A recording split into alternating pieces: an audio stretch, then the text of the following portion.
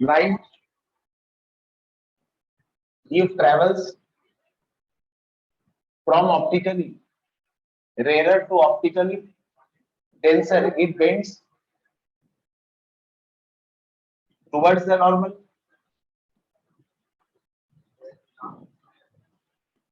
ये पहला कंक्लूजन था। दूसरा कंक्लूजन वहां बैठ, light if travels from optically denser to optically rarer, it bends away from normal. एक मीडियम से दूसरे मीडियम में जाने पर लाइट का जो पाथ है वो चेंज हो जाता है। इसके कॉन्सिक्वेंसेस ऑफ रिफ्रैक्शन की अगर बात करें तो real depth, apparent depth, lateral displacement,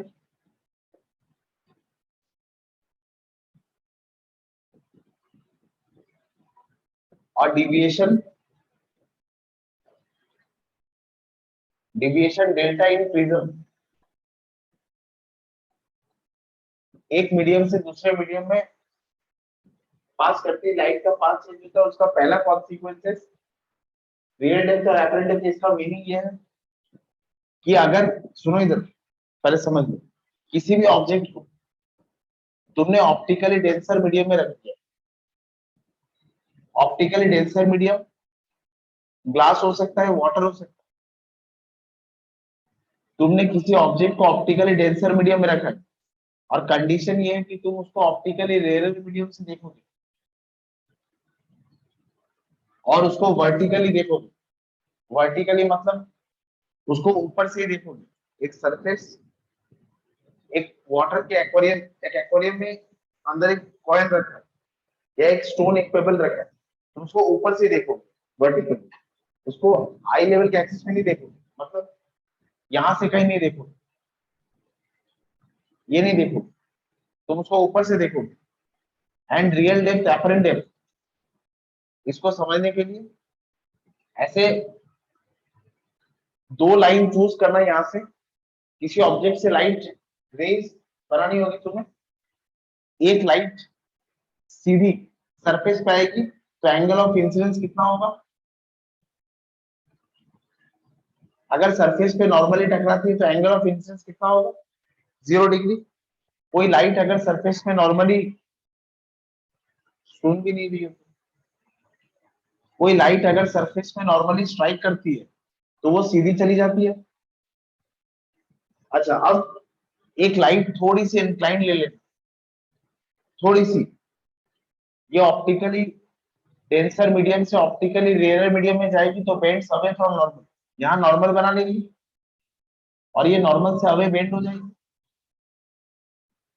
तुम्हें ऑब्जेक्ट वहां नहीं दिखेगा, तुम्हें ऑब्जेक्ट कहीं और नजर आएगा। ऑब्जेक्ट कहां नजर आएगा?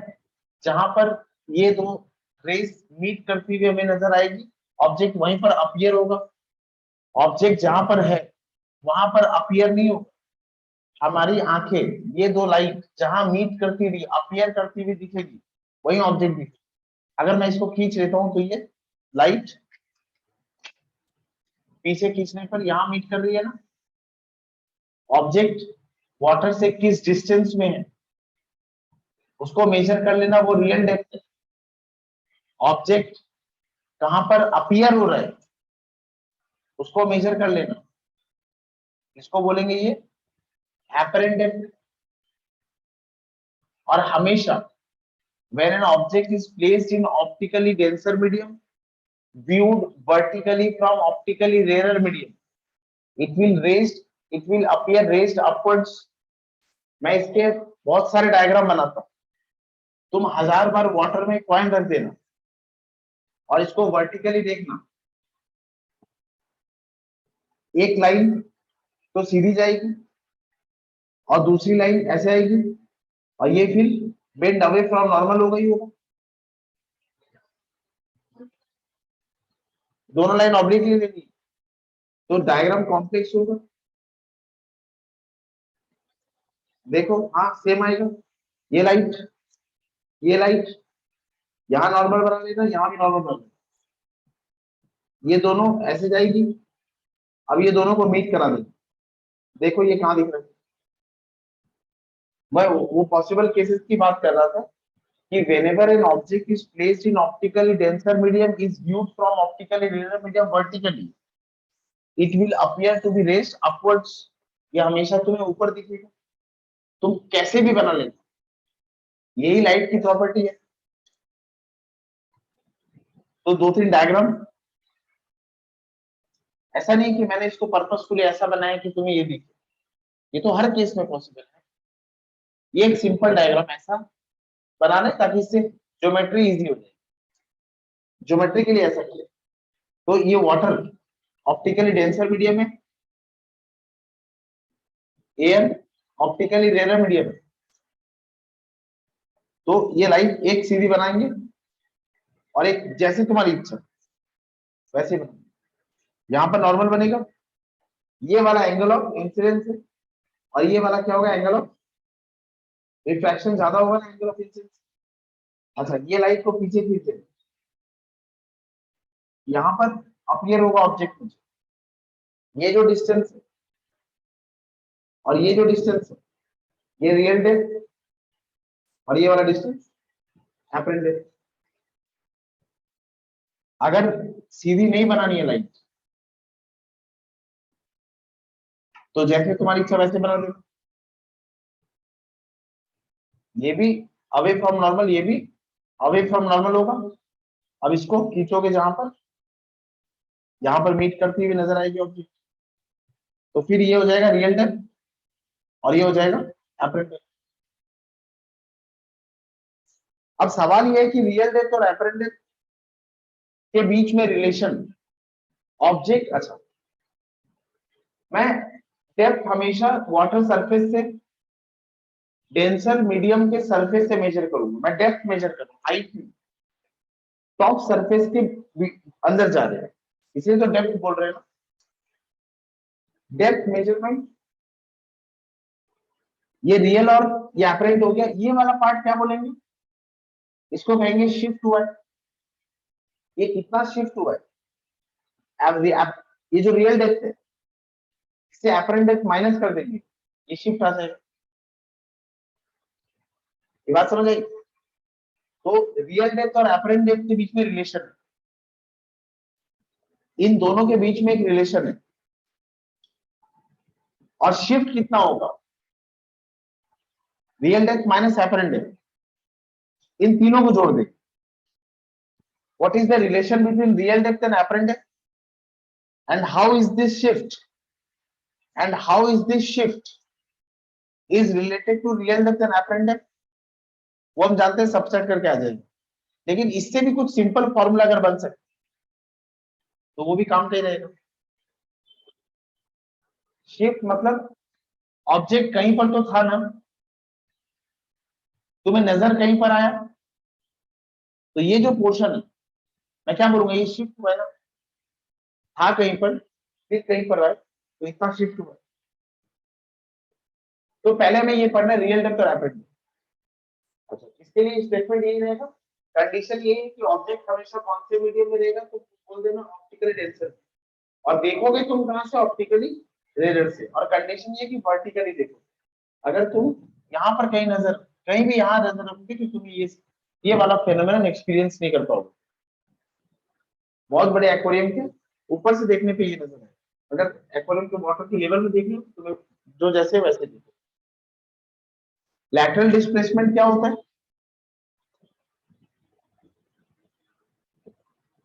लैटरल डिस्प्लेसमेंट एक glass surface rectangular,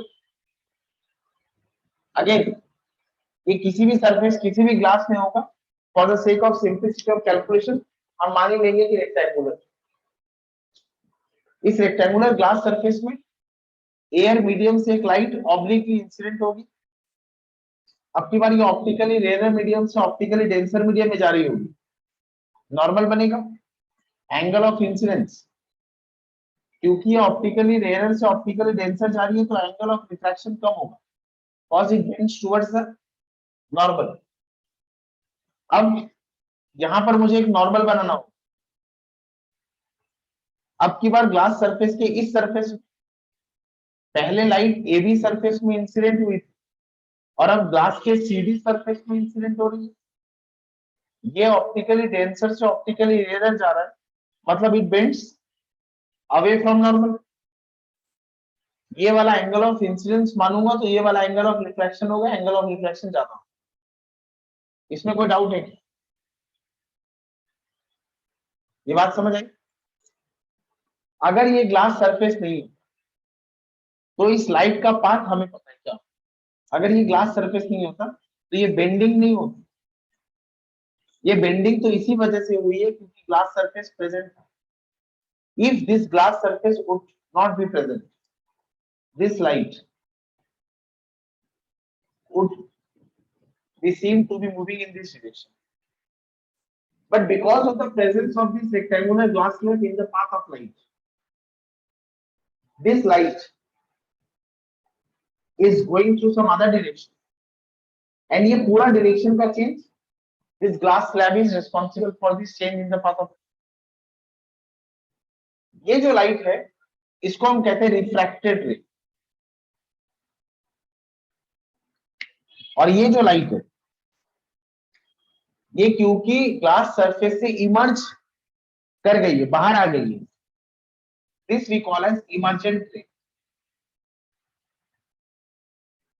And if you are very basic, even the very basic of understanding of mathematics left, then you can tell clearly that this I, let this angle be known as angle of emergence and this angle be known as angle of refraction। क्योंकि मैं इसको refracted ray नाम दे रहा हूँ तो इसको refracted angle बोलते थे, क्योंकि मैं इसको emergent ray नाम दे रहा हूँ तो the angle which the emergent ray makes with the normal be the angle of emergence। Mathematics की थोड़ी सी अंडरस्टैंडिंग तुम्हें बता देगी कि एंगल ऑफ इंसिडेंस और एंगल ऑफ इमर्जेंस सेम होगा। ये हम प्रूफ करें, मैंने कहा और आप हाँ कह दी, ये दोनों सेम होगा। अच्छा, अगर ये दोनों सेम है,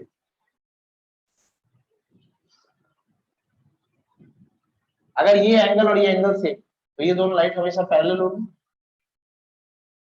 तो इंसिडेंट रे और इमर्जेंट रे आर ऑलवेज पैरेलल, ऑलवेज। और दो पैरेलल लाइन के बीच में शॉर्टेस्ट डिस्टेंस, दो पैरेलल लाइन के बीच में शॉर्टेस्ट डिस्टेंस क्या होता है? उनके बीच में परपेंडिकुलर। तुम ऐसे डिस्टेंस खींचोगे तो अलग लेंथ आएगा, ऐसे डिस्टेंस खींचोगे तो अलग लेंथ आएगा, ऐसे खींचते जाओ तो अलग अलग लेंथ आएगा। शॉर्टेस्ट डिस्टेंस जो हर स्टूडेंट मेजर करेगा और एक ही वैल्यू आएगी दो परपेंडिकुलर लाइन के बीच में, तो वो क्या होगा? नॉर्मल काट लेंगे।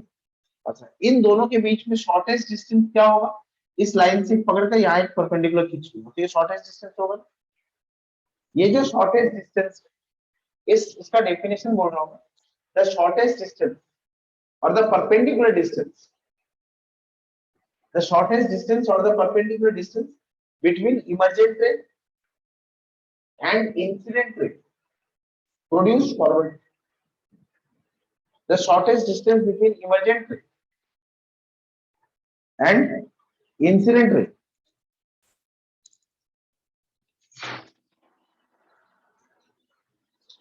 the shortest or the perpendicular distance between emergent ray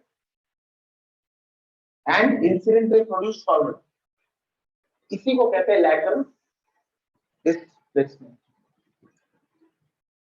ये समझ आया? हाँ, क्या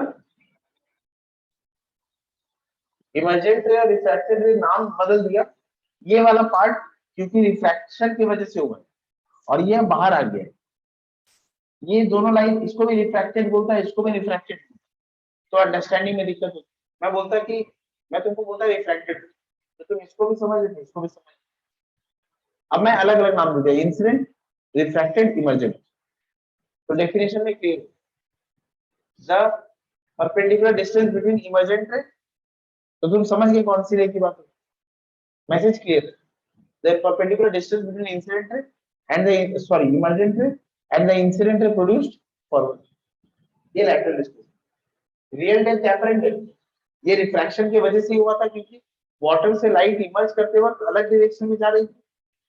ये जो शिफ्ट है ये भी किस वजह से हुआ, रिफ्रैक्शन की वजह से, क्योंकि लाइट एयर से ग्लास में जाते वक्त अलग डायरेक्शन में चली गई, फिर ग्लास से एयर में आते वक्त अलग डायरेक्शन में आ गई। This all is happening due to refraction and hence they are known as consequences of refraction. अच्छा, इसमें कोई डाउट है? ये लैटरल डिस्प्लेसमेंट,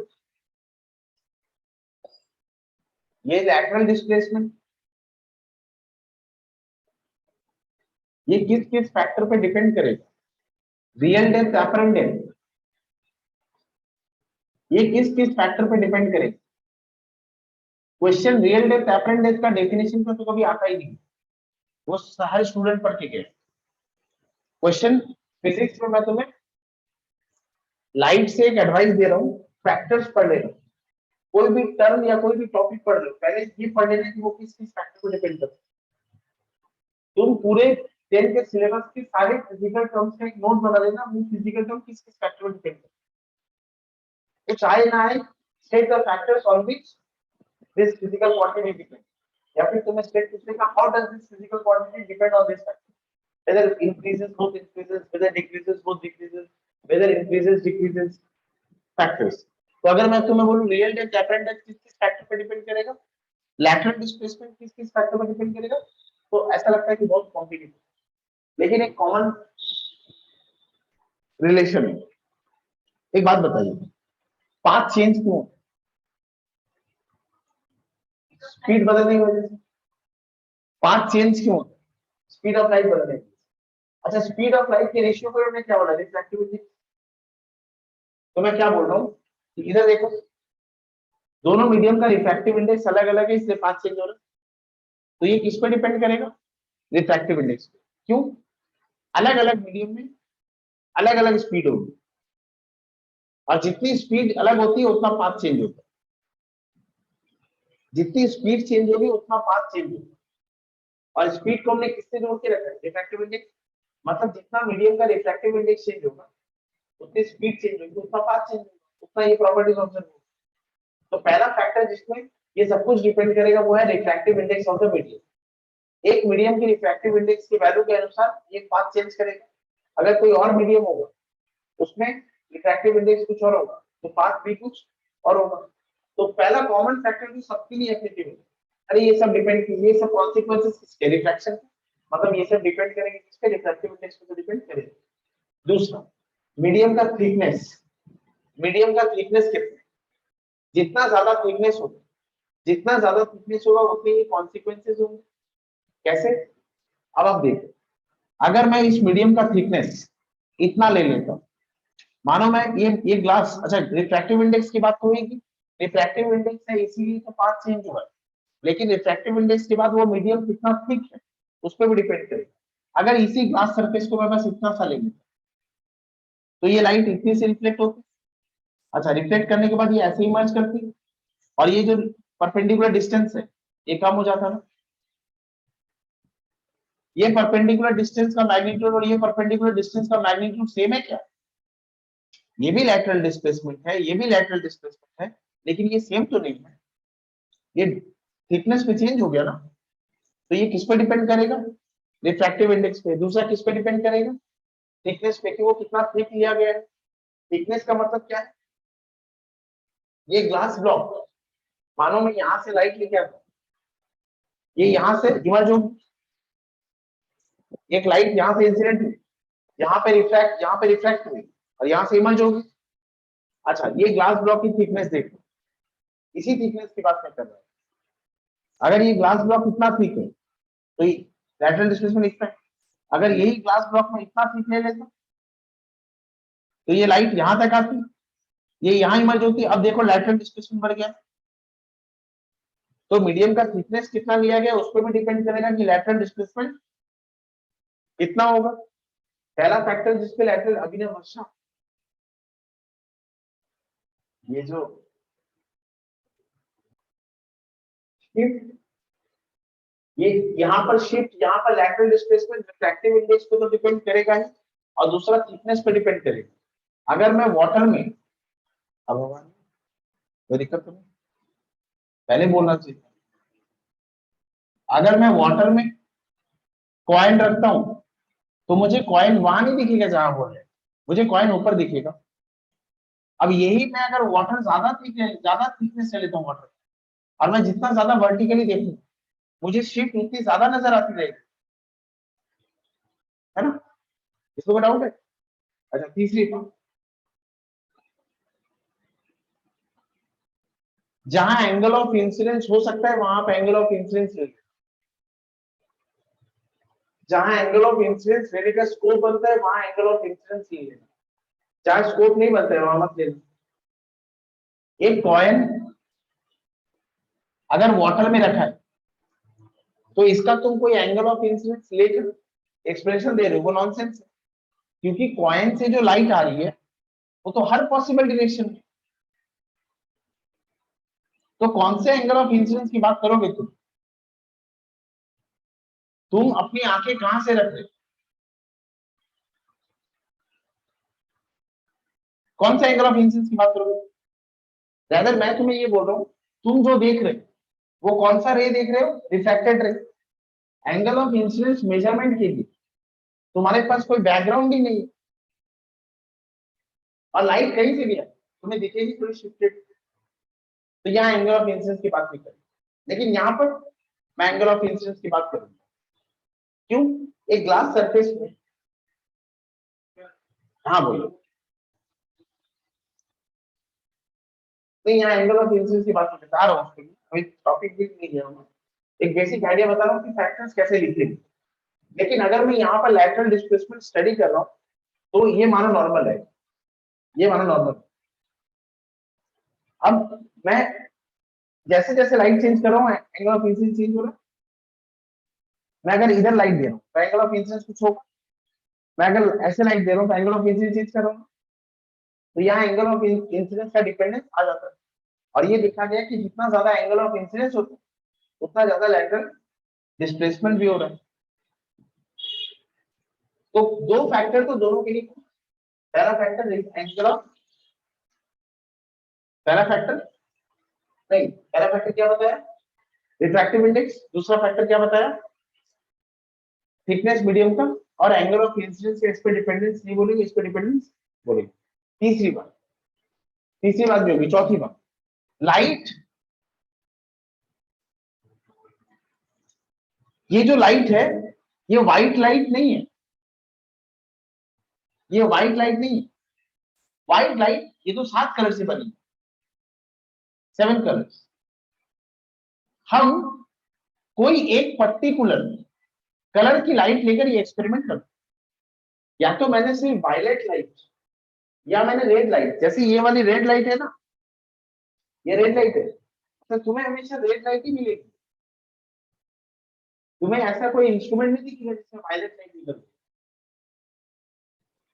हमेशा से तुमने तुम्हें क्या है, लेजर लाइट, लेजर लाइट, बचपन में लेजर लाइट ये हमेशा से रेड होती थी, ये रेड ही होती है। अच्छा, टारगेट किलिंग के लिए भी, जब सारी मूवी में तुम्हें ये रेड ही देखा, चार्ली कमिंग, तारिक भाई, जिनको टारगेट में कमिंग, तारिक भाई तुम्हें, ये सारी रेड क्यों होती? लाइट की एनर्जी, लाइट की जो एनर्जी होती है उस एनर्जी को लिखते हैं H a constant, H a constant. किसी लाइट में कितनी एनर्जी होगी, किसी लाइट में कितनी एनर्जी होगी, उस एनर्जी को अगर तुम्हें पता करना है तो एच एक कांस्टेंट होता है, इस कांस्टेंट के साथ हम फ्रीक्वेंसी को मल्टीप्लाई करते हैं। रेड लाइट, रेड लाइट और वायलेट लाइट, रेड लाइट का जो वेवलेंथ होता है, रेड लाइट का जो वेवलेंथ होता है और वायलेट लाइट का जो वेवलेंथ होता है, वायलेट लाइट का वेवलेंथ छोटा होता है, वायलेट लाइट का वेवलेंथ छोटा होता है, रेड लाइट का वेवलेंथ, रेड लाइट की वेवलेंथ काफी बड़ी होती है, ये आप याद रखना। ये एक वेवलेंथ, ये रेड लाइट की वेवलेंथ हमेशा बड़ी होती है और वायलेट लाइट की वेवलेंथ हमेशा छोटी होती है। ठीक है। अच्छा नेक्स्ट, इस पूरे चैप्टर का सबसे इंपॉर्टेंट पार्ट डिस्कस कर रहे हैं, रेड लाइट और वायलेट लाइट की वेवलेंथ वाला याद रखिए। ये दोनों लाइट मानो एक ही सोर्स से निकलती है, एक ही सोर्स। ये वो सोर्स है जिसमें दो बटन है, ये दो बटन। सपोज ये वाली बटन प्रेस करूंगा तो रेड लाइट दिखेगी, ये वाली बटन प्रेस करूंगा तो वायलेट लाइट दिखेगी। एक ही सोर्स से जब दो लाइट निकल सकती है, तो जब ये सोर्स रेड लाइट एमिट करेगा वो वेवलेंथ ज्यादा रखती है, जब ये सोर्स वायलेट एमिट करेगा तो ये वेवलेंथ कम रखती है। क्योंकि ये सेम सोर्स से निकल रही है तो इन दोनों की फ्रीक्वेंसी सेम होगी। वेवलेंथ मैं ऐसे लिख रहा हूं, वेवलेंथ को लैम्डा लिखते हैं, वेवलेंथ को हम लैम्डा लिखते हैं, वेवलेंथ को लैम्डा लिखते हैं, और लैम्डा ऑफ रेड लाइट और लैम्डा ऑफ वायलेट लाइट कौन सा ज्यादा है? Lambda of red light is greater than lambda of violet. Frequency depends on source, frequency का लाइट से लेना देना नहीं, फ्रीक्वेंसी सोर्स पे डिपेंड करती है। अगर सोर्स सेम है दोनों का तो दोनों की फ्रीक्वेंसी भी सेम रह जाएगी, फ्रीक्वेंसी रिमेन सेम। ये बात समझे? अच्छा ये सब कब? जब ये एयर में, ये समझे? जब ये एयर में नहीं, सॉरी, जब ये मीडियम में, जब ये दोनों लाइट को किसी मीडियम में पास कराओ, जब ये दोनों लाइट को किसी मीडियम में पास कराओगे तो इनकी फ्रीक्वेंसी सेम रहेगी। अच्छा, और एक रिलेशन हमने वेव्स में पढ़ा था, c equals to nu lambda. You remember this equation? Velocity क्या होती है? Frequency into wavelength. किसी भी लाइट किसी भी लाइट का वेलोसिटी क्या है, वो किस वेलोसिटी से मूव कर रही है, ये हम कैसे पता कर लेते थे? उस लाइट की फ्रीक्वेंसी और उसका वेवलेंथ मल्टीप्लाई करते। ये समझ आया?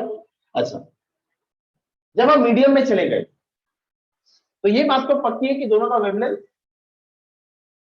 अलग अलग होगा। जब हम मीडियम में रेड और वायलेट से काम करते तो ये बात पक्की है कि दोनों का वेवलेंथ अलग अलग होगा। अच्छा, जो दोनों के लिए सेम होगी वो क्या है?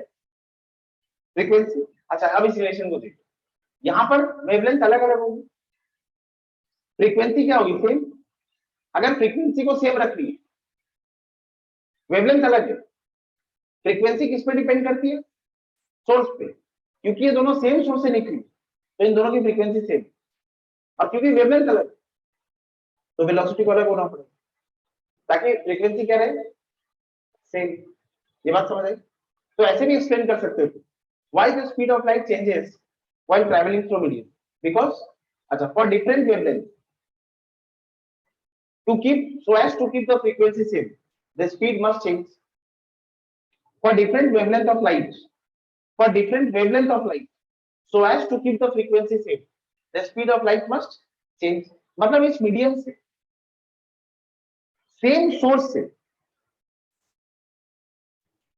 सेम सोर्स से आने वाली लाइट, वायलेट और रेड, सेम सोर्स से आने वाली रेड लाइट और वायलेट लाइट, अगर मैं ग्लास से पास कराऊं तो वो लाइट, रेड लाइट जिस वेलोसिटी से पास करेगी और वो वायलेट लाइट जिस वेलोसिटी से पास करेगी वो दोनों अलग अलग होगी।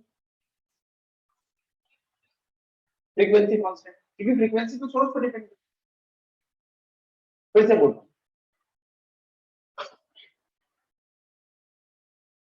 क्या बोल रहा था? कहा थे? मीडियम में, कि एक मीडियम है, ये इस चैप्टर का सबसे इंपॉर्टेंट है, जिसका हम डिस्कस कर रहे हैं, समझ लीजिए। एक मीडियम से दो लाइट पास हो रही है एक ही सोर्स, रेड और वायलेट, एक्सट्रीम कंसीडर कर रहे हो, रेड की वेवलेंथ वायलेट की वेवलेंथ से ज्यादा होगी क्योंकि ये दोनों सेम सोर्स से आ रहा है, इनकी फ्रीक्वेंसी सेम है। अच्छा ये अगर रेड है, हाँ, तो फ्रीक्वेंसी को सेम रखने के लिए वेलोसिटी को चेंज होना पड़ेगा। ये बात समझ में आ रही है ना? तो किसका वेवलेंथ ज्यादा है? रेड। तो अगर रेड का वेवलेंथ ज्यादा है मतलब उस मीडियम में रेड की वेलोसिटी क्या होगी?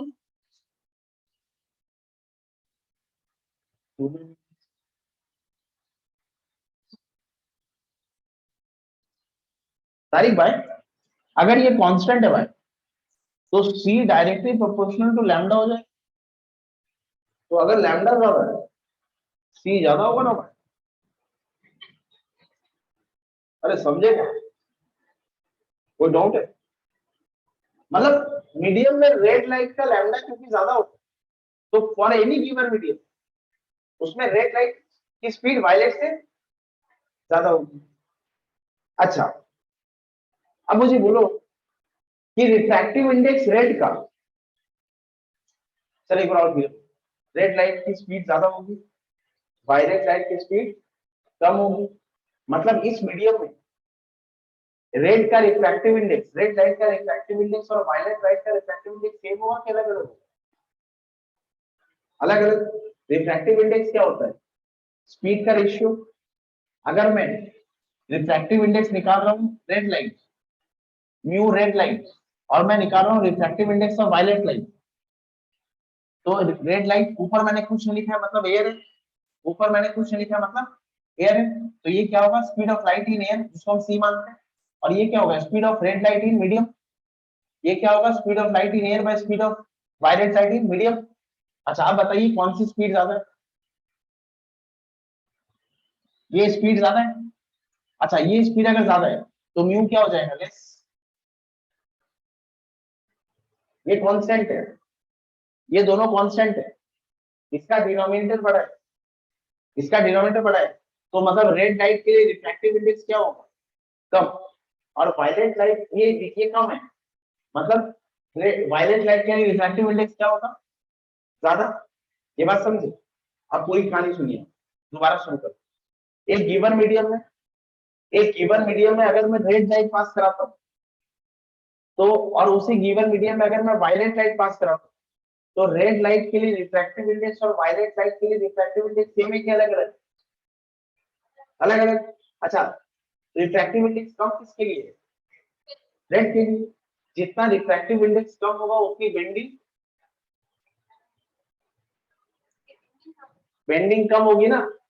रिफ्रैक्टिव इंडेक्स जितना कम होगा उतनी बेंडिंग कम होगी, रिफ्रैक्टिव इंडेक्स जितना ज्यादा होगा उतनी बेंडिंग ज्यादा होगी। मतलब ग्लास में अगर मैं रेड लाइट से एक्सपेरिमेंट कर रहा हूँ और मैं वायलेट लाइट से एक्सपेरिमेंट कर रहा हूँ, तो वो ग्लास रेड लाइट के लिए कम रिफ्रैक्टिव इंडेक्स रखेगा और वायलेट लाइट के लिए ज्यादा रिफ्रैक्टिव इंडेक्स रखेगा। मतलब वो ग्लास रेड लाइट को कम रिफ्रैक्ट कराएगा और वायलेट लाइट को ज्यादा रिफ्रैक्ट कराएगा। ये समझने में अगर कोई दिक्कत है तो पूरा चैप्टर आपको कंफ्यूजिंग लगेगा, सिर्फ इतनी सी बात आपको किसी एक गिवन मीडियम के लिए। ये जो कहानी मैंने बताई एक बार दोबारा सुन लीजिए। किसी भी गिवन मीडियम के लिए रेड लाइट उसका लैम्डा ज्यादा होगा, वायलेट लाइट उसका लैम्डा कम होगा। ये दोनों की फ्रीक्वेंसी सेम रहेगी, ये दोनों की फ्रीक्वेंसी सेम रहेगी। ये मीडियम की बात कर रहा हूँ, किसी मीडियम में ये दोनों की फ्रीक्वेंसी सेम रहेगी क्योंकि फ्रीक्वेंसी सोर्स पे डिपेंड करती है। तो क्योंकि इन दोनों का लैम्डा अलग अलग है तो इनकी स्पीड अलग अलग होगी। जिसका लैम्डा ज्यादा है उसकी स्पीड ज्यादा होगी। अच्छा, जिसकी स्पीड ज्यादा है वो कौन है? रेड। जिसकी स्पीड कम है वो कौन है? वायलेट। अब रिफ्रैक्टिव इंडेक्स क्या होता है? Speed of light in air by speed of light in medium. क्योंकि रेड लाइट की स्पीड ज्यादा है तो उसका म्यू कम आएगा। क्योंकि रेड लाइट की स्पीड ज्यादा है तो उसका म्यू कम आएगा ना। क्योंकि वायलेट लाइट की स्पीड कम है तो उसका म्यू ज्यादा आएगा। अच्छा, म्यू कम किसके लिए हो गया? Red light. जितना ज्यादा म्यू होता है उतना ज्यादा रिफ्रैक्शन होता है, उतना ज्यादा डिविएशन होता है, उतना ज्यादा शिफ्ट होता है। तो म्यू रिफ्रैक्टिव इंडेक्स वो किसका कम है? Red light. मतलब अगर किसी मीडियम से मैं रेड लाइट से एक्सपेरिमेंट कर रहा हूँ तो मुझे लैटरल डिस्प्लेसमेंट, मुझे शिफ्ट, ये सब कम मिलेगा अगर मैं कौन सी लाइट यूज कर रहा हूँ? रेड। और यही सब मुझे ज्यादा मिलेगा अगर मैं कौन सी लाइट यूज कर रहा हूँ? वायलेट। आई बात समझ में? इसीलिए चैप्टर में, इसीलिए चैप्टर में जो फैक्टर्स लिखे होंगे वहां लिखा हुआ है wavelength of light used.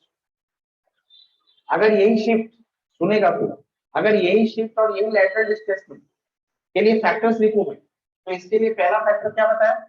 Refractive index of medium. दूसरा फैक्टर क्या बताया? Thickness of medium. तीसरा फैक्टर क्या होगा? वेवलेंथ ऑफ, हाँ, इसके लिए एंगल ऑफ इंसिडेंस, इसके लिए नहीं। इसके लिए एंगल ऑफ इंसिडेंस नहीं होगा। रिफ्रैक्टिव इंडेक्स हो गया, थिकनेस हो गया, तीसरा फैक्टर क्या होगा, वेवलेंथ ऑफ लाइट यूज। अगर रेड लाइट लेंगे तो शिफ्ट अलग आएगा, वायलेट लाइट लेंगे तो शिफ्ट अलग आएगा। कोई डाउट है इसमें? वेवलेंथ ऑफ लाइट यूज, तुम हाँ कौन सी लाइट यूज करी उसका वेवलेंथ क्या है, रेड लेंगे अलग आएगा, ये अलग है।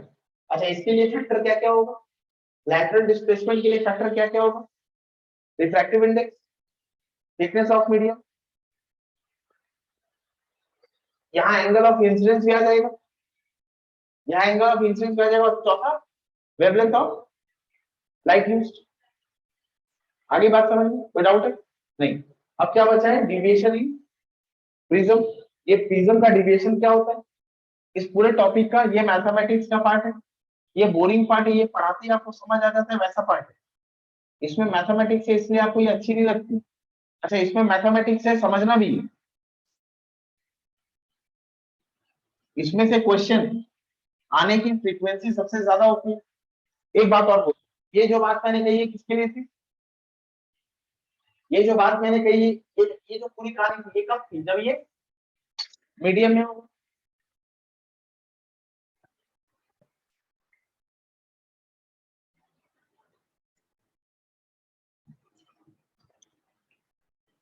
रेड लाइट का लैम्डा मैक्सिमम होता है, L A M D A.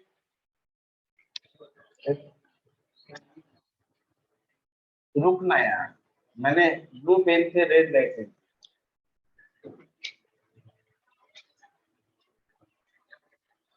Red light का लैम्डा मैक्सिमम होता है और ब्लू लाइट का लैम्डा कम होता है। ठीक है। अच्छा अब अगर ये ग्लास सरफेस में, अगर ये ग्लास सर अगर ये ग्लास सरफेस में ब्लू लाइट, अगर ये ग्लास सरफेस में ब्लू लाइट और red light same angle of incidence में आती है, नॉर्मल वही है, तो डिविएशन किसका ज्यादा होगा, डिविएशन किसका ज्यादा होगा, वायलेट या ब्लू का, यहाँ पर ब्लू का। अच्छा अगर ये दोनों नहीं होता, ये ग्लास सरफेस नहीं होता तो ये लाइट कैसे जाती है, ये जैसे आई थी वैसी जाती है, पर अब क्योंकि डिविएशन होगा तो डिविएशन या शिफ्ट किसका ज्यादा होगा, ब्लू का। ब्लू कैसे जाएगी, ब्लू नॉर्मल की तरफ बहुत ज्यादा मुड़ जाएगी और रेड एकदम कम मुड़ेगी। मतलब रेड जैसे जानी चाहिए थी थोड़ी सी शिफ्ट हुई है, लेकिन ब्लू बहुत ज्यादा शिफ्ट हो। मैंने कहा बोला, मैं बोला कि इसका शिफ्ट कम हुआ, इसका डिविएशन कम हुआ।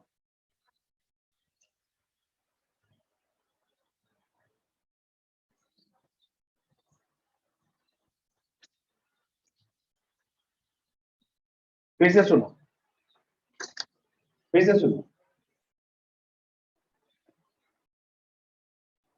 मीडियम में ये दोनों लाइट कैसे बिहेव करेगी उसकी बात करें।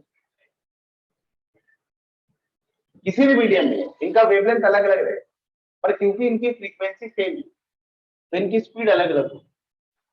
जिसका वेवलेंथ ज्यादा है उसकी स्पीड ज्यादा, जिसकी स्पीड ज्यादा है वो डिनोमिनेटर बड़ा है, जिसकी स्पीड ज्यादा है उसका डिनोमिनेटर बड़ा है। अगर डिनोमिनेटर बड़ा है तो म्यू कम आएगा। अच्छा म्यू कम आएगा मतलब शिफ्ट, डिस्प्लेसमेंट, चेंज कम होगा। ये बड़ा है, म्यू कम हो गया। म्यू क्या है, म्यू क्या है, चेंज, क्यू की वजह से चेंज होता है, म्यू की वजह से चेंज होता है। म्यू कम है मतलब चेंज कम होगा। तो ये लाइट, रेड लाइट जैसे जाती है अपने पास से चेंज हुई है, लेकिन ब्लू से कम चेंज हुई है। ब्लू तो बहुत चेंज हो गई ना, ब्लू जैसे जानी चाहिए थी और जैसे गई है, देखो ये एंगल इतना चेंज हुआ है। रेड जैसे जानी चाहिए थी और जैसे गई है ये एक चेंज कम है। ये बात समझ आई आप? डिविएशन ब्लू का ज्यादा हुआ है। तुम तुम अगर डिविएशन कैलकुलेट कर रही हो तो हम इसको ऐसे लिख लेते हैं, let deviation be the angle between incident ray produce forward and refracted ray. तो डेविएशन थीटा कैलकुलेट करोगे, ये रेड, ये ब्लू के लिए ज्यादा होगा, क्या बोली थी, ब्लू के लिए डेविएशन सबसे ज्यादा हो, ये बात समझ आई। चलो इसको अब प्रिज्म से देख लें, रेड का डेविएशन कम होगा भाई। हाँ हाँ हाँ, ये दोनों में क्या क्या पढ़ना है वो मैं बोल चुका हूं, उसमें अगर आधा भी समझ आए तो भी बड़ी बात है, इनकी थ्योरी पढ़नी बात, लेकिन हमें पढ़ना क्या है, वो रिलेटेड कैसे, हाँ तब क्या पढ़ाया क्या है, अभी समझ आ गया नहीं है, तो अब नेक्स्ट टाइम जब हम पढ़ेंगे इसको, अभी जब इसको दोबारा पढ़ेंगे तो ये समझ आएगा कि हमें पढ़ना क्या है। अच्छा, लास्ट क्या पढ़ना है, प्रिज्म, प्रिज्म वाला टॉपिक दिखा, वो हीरो, इधर देख,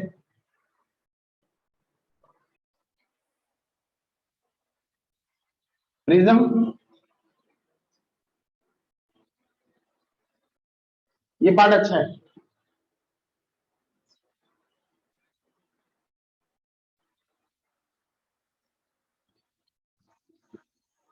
शांत रहोगी तुम, ये तो इंतजार में लगी।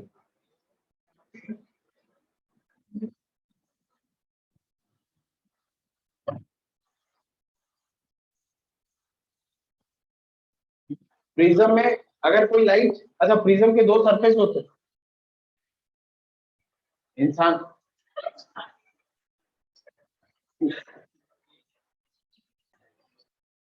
क्या टाइम वेस्ट हो गया, अगर प्रिज्म से लाइट पास होती है,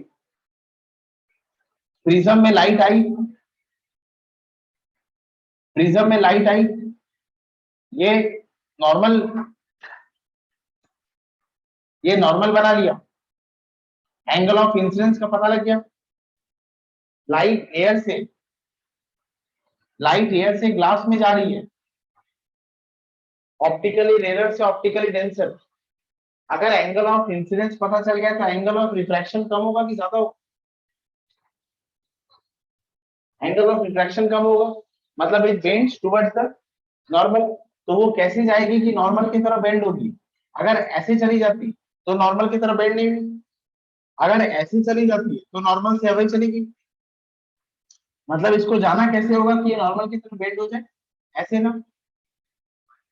अच्छा देखो, ये एंगल ऑफ इंसिडेंस था, और ये क्या होगा, angle of refraction, angle of refraction आपको एंगल ऑफ इंसिडेंस से कम दिखेगा, मतलब लाइट का प्रॉपर्टी है, लाइट की बिहेवियर है कि जब वो प्रिज्म में इंटर करेगी तो ऑटोमेटिकली आपको ऐसी थोड़ी सी शिफ्ट होती हुई दिखेगी। मैं बोल सकता हूँ ना कि अगर ये प्रिज्म है,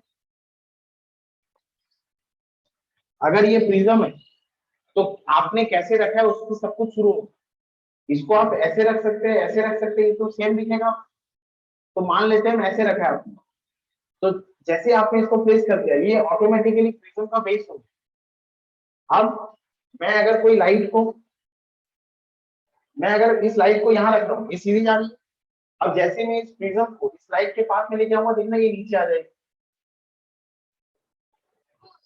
अरे रुक तो,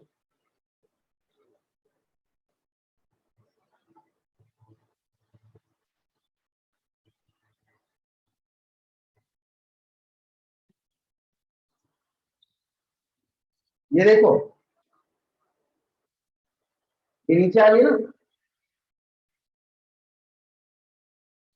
अरे ये लाइट यहाँ से यहाँ नहीं आ रही,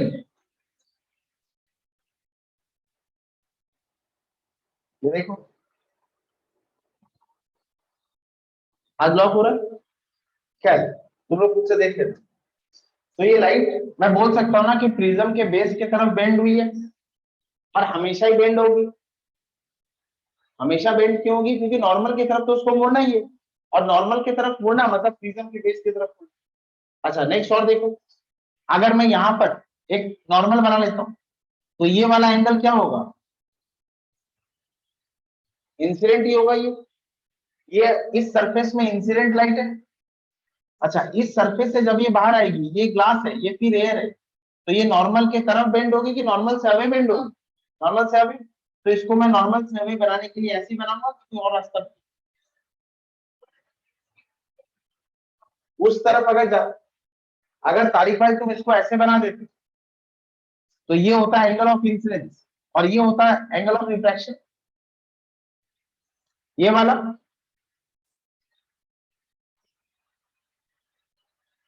आप इसको ऐसे बोल रहे हैं,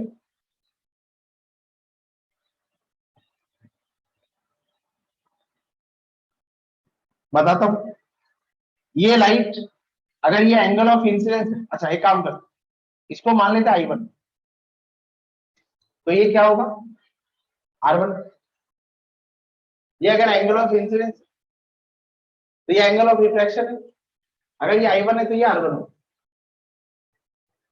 इसको मान लेता हूं अगर मैं I2, तो ये क्या होगा R2 होगा। ये हाँ इमरजेंसी बता रहा हूँ मैं कि R2 होगा। अच्छा लेकिन ये वाला एंगल इससे ज्यादा होगा, बाद में इसको हम चेंज कर लेंगे, इसको हम I1 R1 इसको ये कर देंगे। लेकिन अब तुम देखो ये लाइट प्रिज्म अगर नहीं होता, अब मैं इसको थोड़ा बड़ा बना रहा हूं। अच्छा तुम देख लो होगा क्या, लाइट प्रिज्म में एंटर करी, ये प्रिज्म के बेस की तरफ बेंड हो गई और प्रिज्म से बाहर आई तो बेस की तरफ और ज्यादा बेंड हो गई। तो हम क्या बोलेंगे, whenever light is travelling through a glass prism it ended up rotating towards the base of the prism. When it emerges out of the prism, it is always towards the base of the prism. मतलब prism के रे diagram को अब मैं ज्यादा बिना सोचे समझे भी बना सकता हूँ। अगर ये एक प्रिज्म है और यहाँ एक लाइट बस दे दी तुम, तो तुम्हें पता है इसका क्या होगा, ये अंदर भी बेस की तरफ बेंड होगी,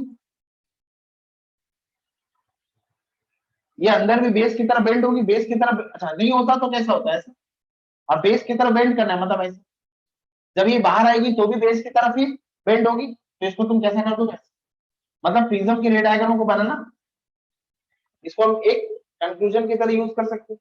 कभी भी तुम्हें प्रिज्म का डायग्राम बनाना कभी भी, तो तुम ऐसे ही कर दो, यही होगा हमेशा।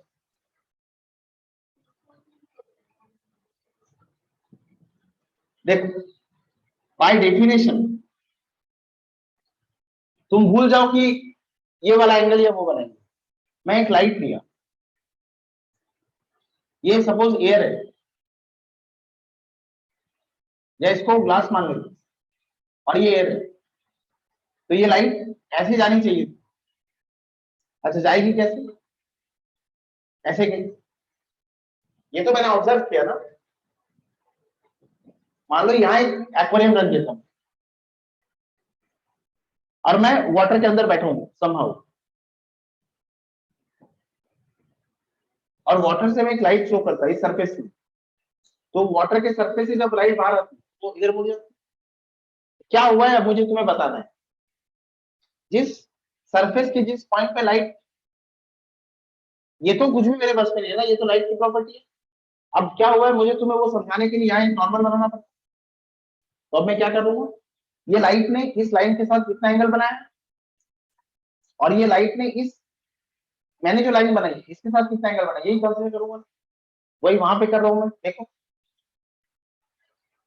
तारिक भाई अगर लाइट ऐसे आती है तो ये जाती कैसे, ऐसे चली जाती है, यहाँ नॉर्मल बना, तो ये वाला एंगल और ये वाला एंगल कंसीडर, ये तो बाय डेफिनेशन हमने कुछ नहीं। यहाँ तक कोई डाउट है, यहाँ तक कोई भी डाउट है। अच्छा अब मैंने यहाँ पे क्या लिखा था, डिविएशन डेटा, यहाँ पर क्या लिखा है मैंने, रियल डेप्थ और एपरेंट डेप्थ, यहाँ पे क्या होगा लैटरल डिस्प्लेसमेंट, यहाँ पे क्या होगा डिविएशन। ये आईसीएससी का सबसे हॉट टॉपिक, डिविएशन। इन दोनों के तो वो फैक्टर्स पूछ लेते हैं, इसके तो वो फैक्टर्स पूछ लेता है क्योंकि ये इजी है, इसके वो न्यूमेरिकल पूछ लेता है, और यहाँ डिविएशन से भर भर के क्वेश्चन बन जाता है। अब डिविएशन क्या है वो समझ, हाँ हाँ डेल्टा, ऐसे भी हो क्या, सुनो इधर, इसको लैम्डा कहते हैं और इसको कहते हैं कैपिटल लैम्डा।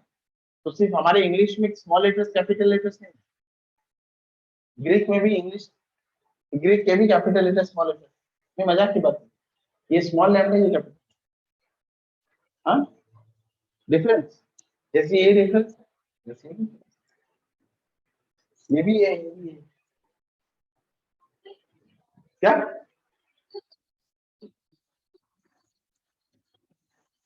वो हम पढ़ेंगे बाद में, कंडक्टेंस पढ़ेंगे तो उसके लिए यूज करेंगे। नेक्स्ट डिविएशन, डिविएशन क्या होता है, ये डायग्राम बना सकते हो ना बिना सोचे समझे क्या होने वाला, लाइट आएगी प्रिज्म में, ऐसे बेंड होगी और फिर ऐसे जाएगी। अच्छा अगर प्रिज्म नहीं होता तो क्या होता, ये जो इंसिडेंट रे है ऐसे सीधी चली जाती, और क्योंकि प्रिज्म है तो ये इमर्जेंट रे, इमर्जेंट रे को पीछे खींचो, ये एक एंगल हुआ है ना, एक एंगल हुआ है, इस एंगल को कहते हैं डिविएशन। हाँ तो मैं डिविएशन भी क्यों बोलता, नहीं बोलता, मुझे पता ही नहीं चलता जिंदगी में कभी डिविएशन बोल के नहीं बोलता, क्योंकि प्रिज्म आ गया, लाइट डिविएट हो गई तो डिविएशन पढ़ रहा हूँ। कौन सा नॉर्मल, तो ये है फुल ब्रो, ये नॉर्मल है,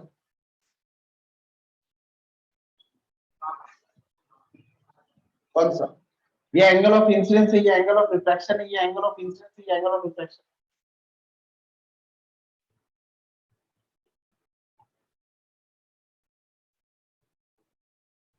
नहीं समझ।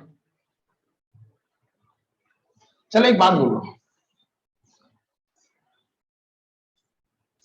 यहाँ लाइट आ गई तो सबसे पहले तुम इस सरफेस में नॉर्मल बना लो, वो नॉर्मल ऐसे बनता है। अच्छा एंगल ऑफ इंसिडेंस क्या होता है, incident ray it is the normal, it is the angle with the incident रे मिक्स विद द नॉर्मल, तो ये क्या होता है एंगल ऑफ इंसिडेंस। अच्छा ये लाइट कहाँ बेंड होती है, नॉर्मल के टुवर्ड्स, तो इसको मैं ऐसे कर लेता हूँ, ये एंगल क्या हो जाता है एंगल ऑफ रिफ्रैक्शन। अच्छा अब इस सरफेस में लाइट आई है तो यहाँ भी क्या बनाएगा नॉर्मल। अच्छा ये इंसिडेंट रे इस नॉर्मल के साथ ये एंगल बनानी है और ये बाहर आ जाएगी ऐसे, ये रिफ्लेक्टेड है, कोई डाउट है इसमें, नहीं।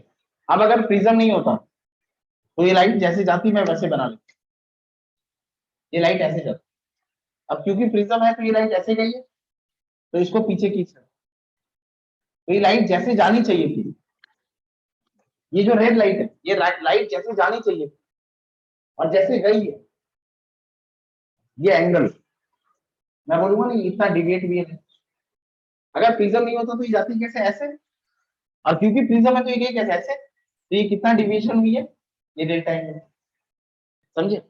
अच्छा अब एक बात बोलो, अगर मैं यहाँ पर ब्लू लाइट ले लेता,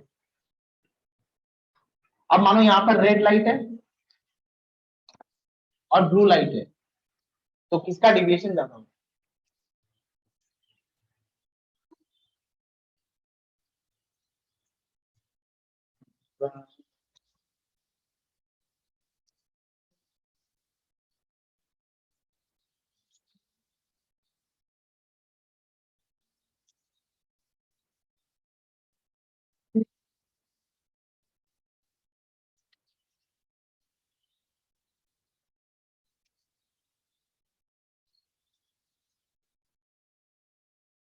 ऐसा स्कैम कैसे होगा सारी केस,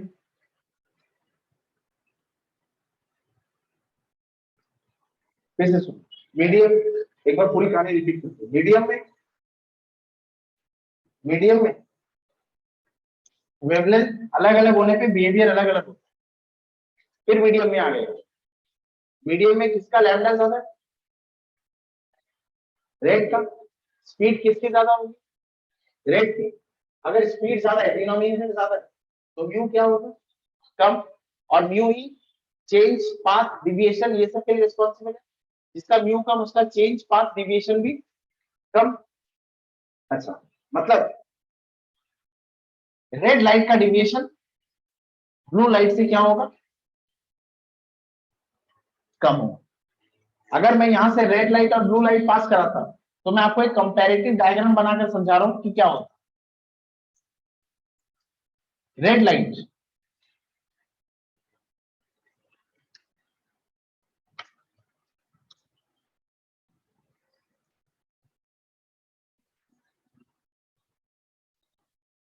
ये रेड लाइट और ब्लू लाइट,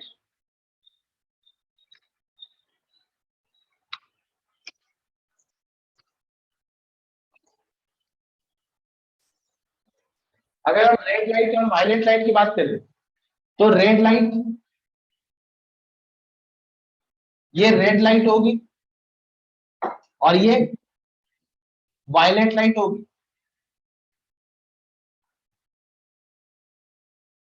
ये बात समझे? ये क्या क्या मैंने, रेड लाइट और वायलेट लाइट। रेड लाइट, क्योंकि रेड लाइट का म्यू कम होगा तो शुरू में ही इसका रिफ्रैक्शन, इसका डिविएशन कम होगा। ये इंसिडेंट रे से जितना डिफ्लेक्ट किए वायलेट लाइट उससे तो ज्यादा ही करेगी, तो चेंज तो यहीं से शुरू हो जाएगा। ये दोनों को जाना कैसे था? ऐसे, ये दोनों को सेम पाथ में जाना था। अब क्योंकि दोनों का बिहेवियर मीडियम में अलग अलग होगा, रेड लाइट की वेलोसिटी ज्यादा होती है, उसका रिफ्रैक्टिव इंडेक्स कम होगा, तो जैसे उसको जाना था वो उस पाथ से बदलेगी तो जरूर, लेकिन वायलेट जितना नहीं बदलेगी, तो वो अपने ओरिजिनल पाथ से थोड़ा सा बदली है, लेकिन वायलेट बहुत ज्यादा बदल गई। ये कहानी तो यहीं से शुरू हो गई थी ना। अच्छा, जब यहीं से कहानी शुरू हो गई तो यहाँ तो और भी चेंज आएगा। अब तुम देखो, अगर ये प्रिज्म नहीं होता तो रेड और वायलेट यहीं से जाती। अब रेड कितना डिविएट हुआ है तो मान लेते हैं डेल्टा रेड, और वायलेट कितना डिविएट हुआ है, ये क्या है, डेल्टा वायलेट। देखो डेल्टा वायलेट डेल्टा रेड से ज्यादा है। तो किसी मीडियम में अगर रेड और वायलेट लाइट पास करा तो रेड लाइट का डिविएशन कम होगा, वायलेट लाइट का डिविएशन, ये वायलेट है, ये एंगल देखो, ये एक लाइट है, ये तो ये वायलेट लाइट ऐसे गई है, ये वायलेट लाइट ऐसे गई, इसको पीछे खींच दिया, ये एंगल बड़ा होगा। ये देखो, समझी? कोई डाउट है इसमें? तो ये एंगल ऑफ डिविएशन आपको समझ आया? अच्छा, जैसे रियल डेप्थ और एपरेंट डेप्थ के लिए डेफिनेशन क्या लिख सकते हैं? whenever a particle or an object is situated in an optically denser medium viewed from an optically rarer medium vertically, the object is seen to be raised upwards always, and this phenomenon is known as real depth and apparent depth, and we can calculate the shift. वैसे lateral displacement के लिए क्या बताया definition? It is the perpendicular or the shortest distance between the emergent ray and the incident ray produced forward. ये बताया था। Angle of deviation का definition क्या लिख देंगे?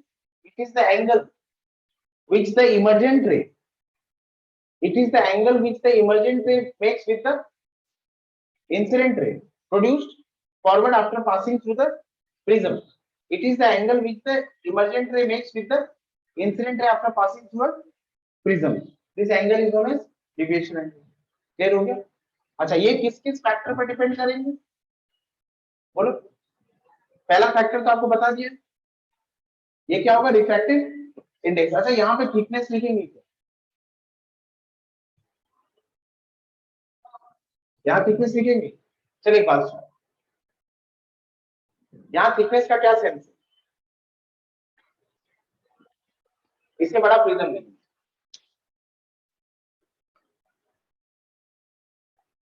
ये एक इक्विलैटरल प्रिज्म है, नहीं बता रहा, ये एक इक्विलैटरल प्रिज्म है, इसलिए आपको पता नहीं चलता है कौन सा बेस सब सबसे। अच्छा, मैं इससे बड़ा प्रिज्म ले लेता तो भी ये कितना होता है, 60 60 60। ये सारा एंगल का गेम है ना, ये एंगल ऑफ इंसिडेंस, ये एंगल ऑफ रिफ्रैक्शन, ये सारा एंगल का गेम है ना। तो जब तक ये एंगल नहीं बदले, आपने थिकनेस तो बड़ा कर दिया, लेकिन एंगल तो सेम है ना सारा, तो थिकनेस लिखने का कोई सेंस है नहीं। पर सेंस है एक चीज, क्या किस बात का सेंस है? थिकनेस का, एंगल का। अगर ये एंगल 60 है तो लाइट का बिहेवियर कुछ और होगा। अगर ये एंगल 45 होता, अगर ये एंगल 45 होता तो बिहेवियर और होता, क्योंकि ये एंगल ऑफ इंसिडेंस, ये एंगल ऑफ रिफ्रैक्शन ये एंगल ऑफ डिविएशन, ये सारा एंगल तो है। आप एक बात बताइए, एक ट्रायंगल का वर्टेक्स का एंगल बदल गया तो सारी ज्योमेट्री की कैलकुलेशन में चेंज आएगा कि नहीं आएगा? चेंज आ जाएगा थिकनेस का, लेकिन यहाँ पर चेंज एंगल का सारा कैलकुलेशन है क्या, नहीं है समझ में? तो यहाँ पर अगर मैं फैक्टर सीखना तो पहला तो वही लिखूंगा, रिफ्रैक्टिव इंडेक्स। अच्छा दूसरा एंगल ऑफ, अच्छा एंगल ऑफ इंसिडेंस हो जाएगा यहाँ, अलग अलग एंगल ऑफ इंसिडेंस के लिए अलग अलग रिफ्रैक्शन होगा, अलग अलग डिविएशन होगा।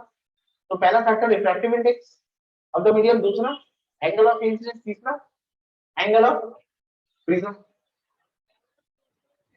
एंगल ऑफ इंसिडेंस अगर तुम चेंज करोगे तारीफ पर 30 डिग्री के कैलकुलेशंस और 35 डिग्री के कैलकुलेशन सेम नहीं होंगे। तो पहला फैक्टर रिफ्रैक्टिव इंडेक्स, दूसरा फैक्टर एंगल ऑफ इंसिडेंस, तीसरा फैक्टर एंगल ऑफ प्रिज्म, चौथा फैक्टर रेड लाइट और violet wavelength of light use. रेड के लिए जो कैलकुलेशंस आएंगे, वायलेट के लिए वो कैलकुलेशन नहीं आएंगे, ब्लू के लिए वो कैलकुलेशन नहीं आएंगे, येलो के लिए वो कैलकुलेशन अलग होगा। तो वेवलेंथ कौन सी यूज करिए तुमने, उस पर भी डिपेंड कर जाएगा। हाँ फैक्टर्स अगर तुम समझ गए तो खुद ही बोल पाओ, सोचो खुद से रिलेट करो। मैं क्यों, पहला तो रिफ्रैक्टिव इंडेक्स, दूसरा वेवलेंथ, तीसरा प्रिज्म किस एंगल का है, साइज में एंगल ऑफ प्रिज्म। ये वर्टेक्स एंगल 60 डिग्री, ये 45 डिग्री होगा तो और होगा, ये 30 डिग्री होगा तो और होगा। तो रिफ्रैक्टिव इंडेक्स पहला, दूसरा वेवलेंथ, तीसरा एंगल ऑफ प्रिज्म, चौथा एंगल ऑफ इंसिडेंस। क्लियर हो गया? हाँ एंगल ऑफ इंसिडेंस, अलग अलग एंगल ऑफ इंसिडेंस के लिए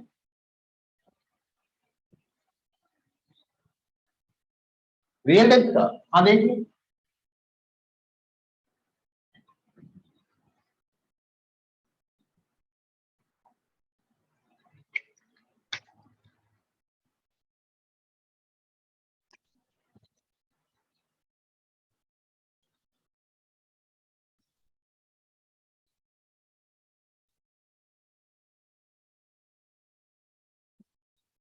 हम कैलकुलेशन ऐसे करते हैं निधि, कैलकुलेशन में देखेंगे ये वाली लाइट, मतलब एक लाइट को हम सीधे मान लेंगे और एक लाइट को मैं ऐसे बनाऊंगा, ऐसे ये इधर आएगी। अच्छा बाय ज्योमेट्री ये क्या होगा, एंगल ऑफ इंसिडेंस, और ये क्या होगा, एंगल ऑफ रिफ्लेक्शन। अच्छा बाय ज्योमेट्री ये अगर एंगल ऑफ इंसिडेंस, अच्छा ये अगर एंगल ऑफ रिफ्लेक्शन है इसको भी मैं R2 मान सकता, नहीं मान सकता। दो पैरेलल लाइन, ये एंगल सेम होगा ना, एक बार और बना दो।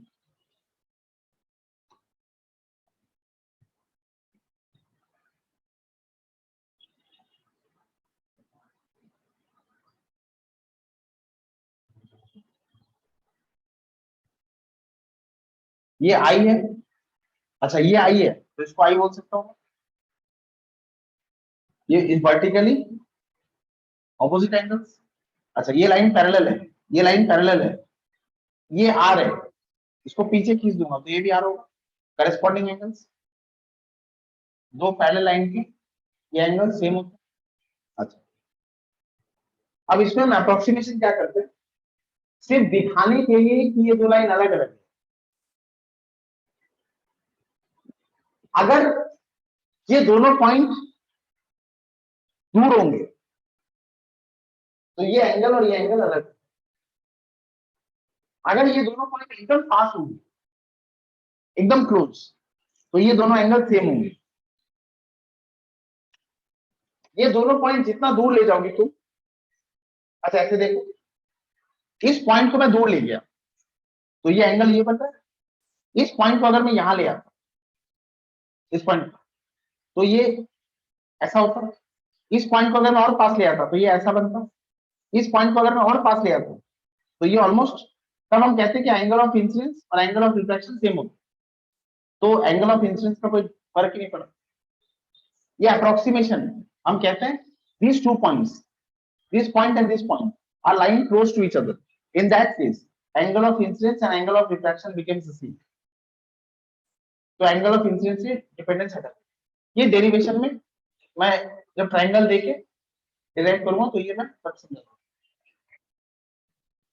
हाँ, थिकनेस पे कैसे डिपेंड करेगी ये अच्छे से रुक, तो इसका थिकनेस तो डिपेंड करेगी। ये सपोज ऑब्जेक्ट है, ओए अब वाटर के अलग अलग लेयर, ये क्लियर है, ये वाटर ऑब्जेक्ट, ये ले लो ऐसे और ये ले लो ऐसे। अच्छा, इसको ऐसे ले लो, ये यहां से रिफ्लेक्ट करेगा और ये यहां से रिफ्लेक्ट करेगा। देखो पहले केस में ये शिफ्ट है, बाद में केस में ये शिफ्ट है। अगर वाटर इतना सा होगा तो शिफ्ट इतना आएगा, अगर वाटर इतना है तो शिफ्ट इतना आ जाएगा।